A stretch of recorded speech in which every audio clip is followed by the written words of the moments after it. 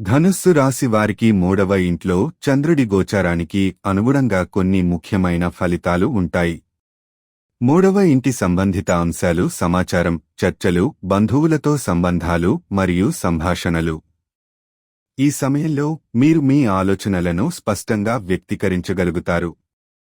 కొత్త ఆలోచనలు మీ తలలో వస్తాయి మరియు అవి మీ ప్రగతికి దోహదం చేస్తాయి. మీ బంధువులతో సంబంధాలు మెరుగుపడతాయి, మీరు వారితో సమయం గడిపే అవకాశాలు పెరుగుతాయి. ఈ గోచార సమయంలో మీ సృజనాత్మకత పెరుగుతుంది, కాబట్టి రచన, కళలు లేదా ఇతర సృజనాత్మక చిహ్నాలలో మీ ప్రతిభను ప్రదర్శించండి.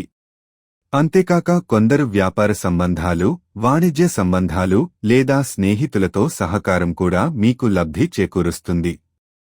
మీ ఆలోచనలు మరియు మీ భవిష్యత్తు ప్రణాళికలను పంచుకోవడానికి సమయం అనుకూలంగా ఉంటుంది.